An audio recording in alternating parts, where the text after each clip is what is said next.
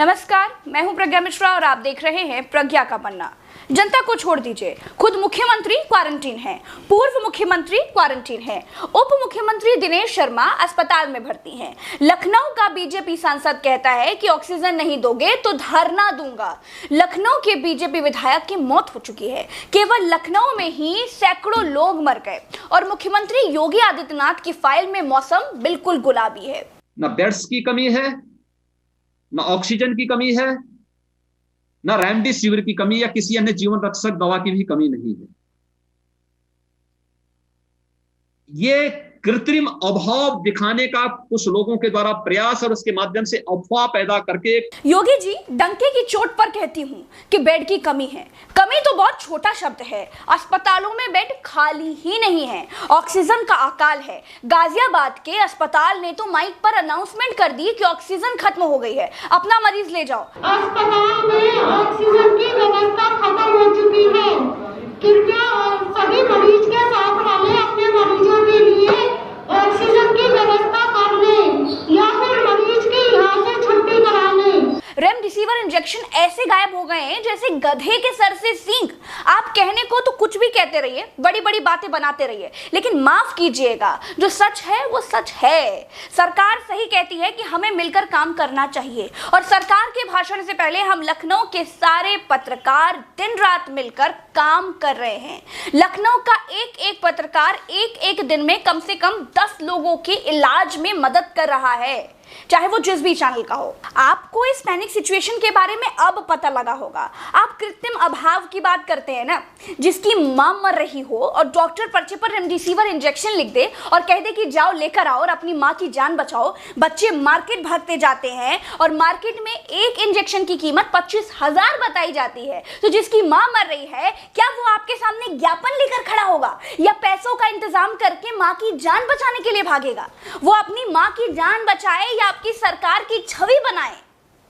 अगर आपको लोगों की इतनी चिंता है तो अपने डॉक्टरों से कहिए कि वो मरीजों से बाहर से इंजेक्शन खरीदने के लिए ना कहे।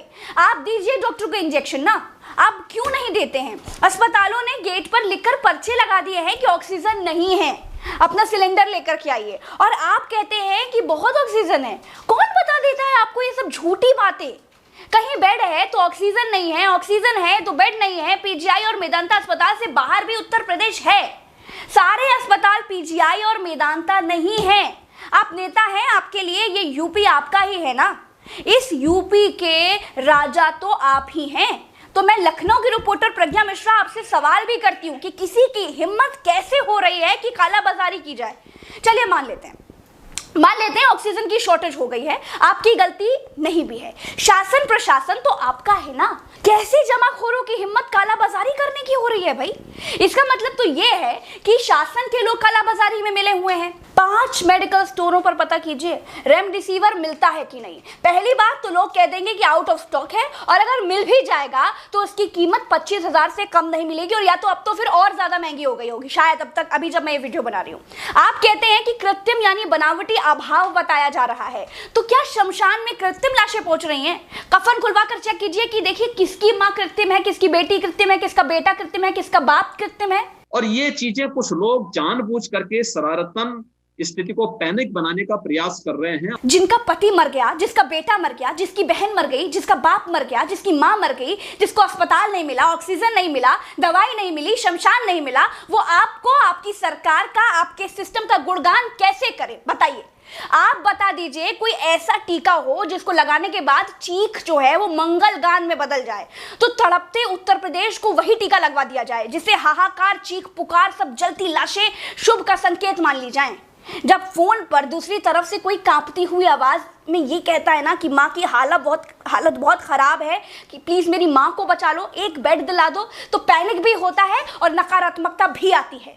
जब कोई एक रेमडेसिविर के लिए गिड़गिड़ाता है तो पैनिक भी होता है और नकारात्मकता भी आती है। जब कोई फोन पर एक ऑक्सीजन सिलेंडर के लिए चीख चीख कर रोता है ना, तो नकारात्मकता भी आ जाती है और बुरा भी लगता है। आप क्या जाने क्या हो रहा है उत्तर प्रदेश में? आपको क्या मालूम कि उत्तर प्रदेश में लोगों ने यह मान लिया है कि उनकी मौत आज नहीं तो कल आने वाली है। हर व्यक्ति अपने माँ बाप को बचाने के लिए न जाने कितने जतन कर रहा है। सोच रहा है कि न जाने उसका नंबर कब आएगा। आपको तो वही मालूम है जो फाइलों में लिखकर आपको दे दिया गया हो। अगर आपको लगता है कि मैं लखनऊ की पत्रकार प्रज्ञा मिश्रा झूठ बोल रही हूं ना, तो बैठिए मेरे साथ ऑटो में, मैं आपको लखनऊ घुमा देती हूं। आप जिसे कृत्रिम कहते हैं उसका हाल भी दिखा देती हूं। चुनौती देती हूं आपको कि अगर आपकी आंखों से आंसू ना आ जाएं तो मैं अपनी पत्रकारिता का पेशा छोड़ दूंगी।